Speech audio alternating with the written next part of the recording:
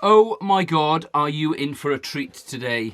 I'm going to compare the Vans Old Skool and the Vans Ward. Why, you might ask? Well, I will ask you why they're different.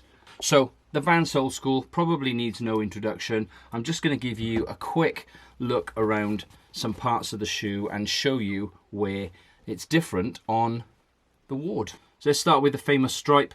I never know why they did this, but the stitching on the Old Skool goes through the stripe at the top here.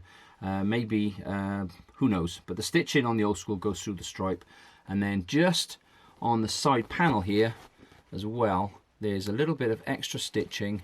Can you just see where my fingers go? A little bit of extra stitching here.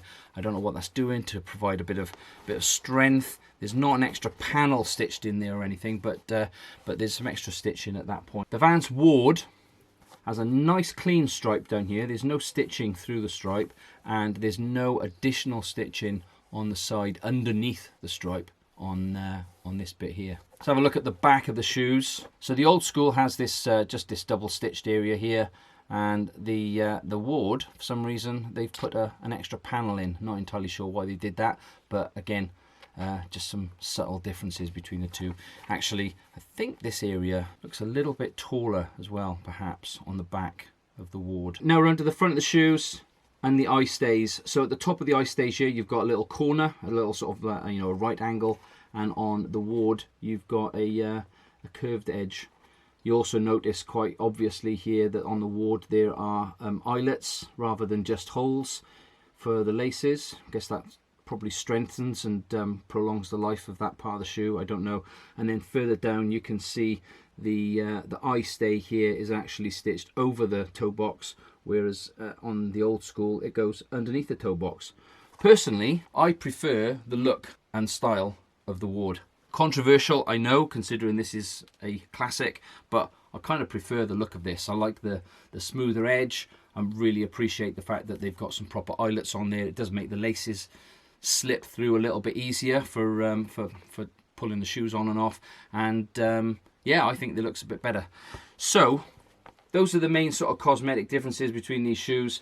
Now I just want to say one more thing that you should be aware of if you're thinking of buying a pair of Vans Ward. Price wise, you know, you can pick them up for all sorts of prices, but you know, I think the RRP of an Old Skool is probably somewhere about £50–60.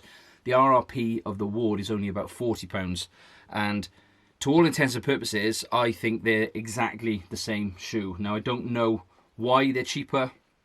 Maybe they're made in a different factory that makes them cheaper. Who knows? I'm not really sure, but personally, as I said, I prefer them. But the difference is the size. Both these shoes are a size 9. However, the Ward has gone through on the side here. Now, I thought this was perhaps a weakness in the suede, but I've done some research and had a look around, and generally the Ward comes up a little bit narrower than the Old Skool.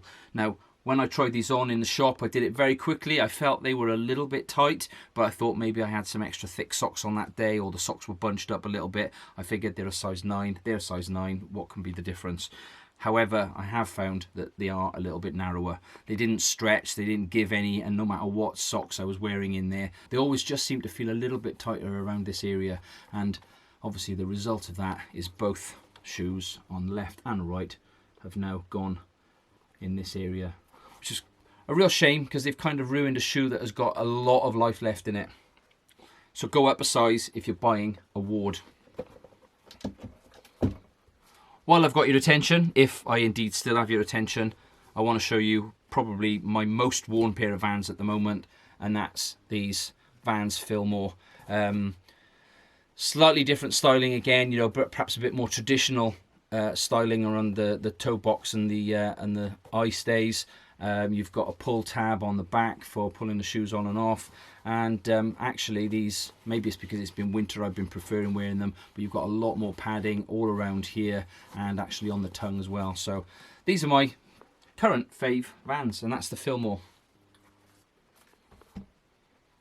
You still here? Go, go, go.